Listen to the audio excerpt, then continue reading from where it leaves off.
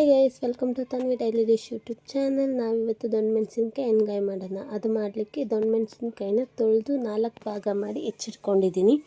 ಅದರೊಳಗಡೆ ಇರೋವಂಥ ಬೀಜನ ತೆಗೆದಿದ್ದೀನಿ. ಆಮೇಲೆ ಮಸಾಲೆಗೆ ಬೇಕಾಗಿರೋ ಐಟಮ್ಸ್ನು ಕೂಡ ಹೆಚ್ಚಿಟ್ಕೊಂಡಿದ್ದೀನಿ.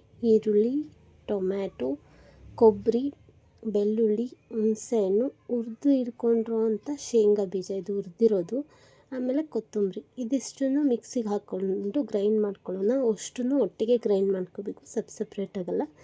ಅರಿಶಿನದ ಪುಡಿ, ಉಪ್ಪು, ಖಾರದ ಪುಡಿ, ಸಾಂಬಾರು ಪೌಡ್ರು, ಇದಿಷ್ಟನ್ನು ಆವಾಗಲೇ ತೋರಿಸಿದ್ನಲ್ಲ ಹೆಚ್ಚಿಟ್ಕೊಂಡಿರೋಂಥದ್ದು ಗ್ರೈಂಡ್ ಮಾಡ್ಕೋಬೇಕು ಅಂತೇಳಿ, ಅದನ್ನು ಪೂರ್ತಿ ಒಟ್ಟಿಗೆ ಗ್ರೈಂಡ್ ಮಾಡಿಕೊಂಡು ಅದಕ್ಕೆ ಇದಿಷ್ಟು ಮಸಾಲ ಹಾಕಬೇಕು. ಅರ್ಧ ಟೇಬಲ್ ಸ್ಪೂನ್ ಆಗೋಷ್ಟು ಅರಿಶಿನ ಪುಡಿ, 1 ಟೇಬಲ್ ಸ್ಪೂನ್ ಆಗೋಷ್ಟು ಉಪ್ಪು, 1 ಟೇಬಲ್ ಸ್ಪೂನ್ ಸಾಂಬಾರು ಪೌಡ್ರು, ಇದು ಮನೆಯಲ್ಲೇ ಮಾಡಿರೋದು. ಆಮೇಲೆ 2 ಟೇಬಲ್ ಸ್ಪೂನ್ ಆಗೋಷ್ಟು ಖಾರದ ಪುಡಿ. ಇದಿಷ್ಟನ್ನು ಹಾಕಿಬಿಟ್ಟು ಮಿಕ್ಸ್ ಮಾಡ್ಕೋಬೇಕು.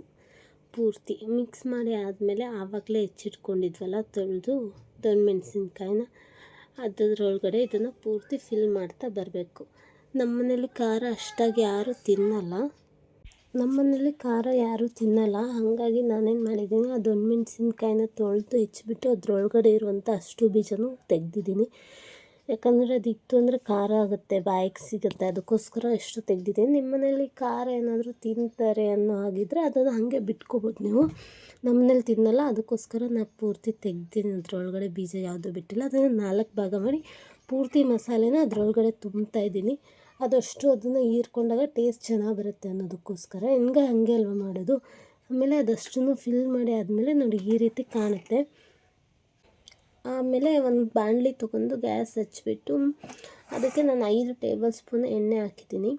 5 ಟೇಬಲ್ ಸ್ಪೂನ್ ಎಣ್ಣೆ ಹಾಕಿ, ಎಣ್ಣೆ ಬಿಸಿ ಆದಮೇಲೆ ಆವಾಗಲೇ ತುಂಬಿಟ್ಕೊಂಡಿರೋಂಥ ದೊಣ್ಣೆ ಮೆಣಸಿನ್ಕಾಯಿ ಎಣ್ಗಾಯಿ ಇದೆಯಲ್ಲ, ಅದನ್ನು ಒಂದೊಂದಾಗಿ ಎಣ್ಣೆ ಬಿಸಿ ಆದಮೇಲೆ ಒಂದೊಂದಾಗಿ ಅದರಲ್ಲಿ ಬಿಡ್ತಾ ಬರೋಣ.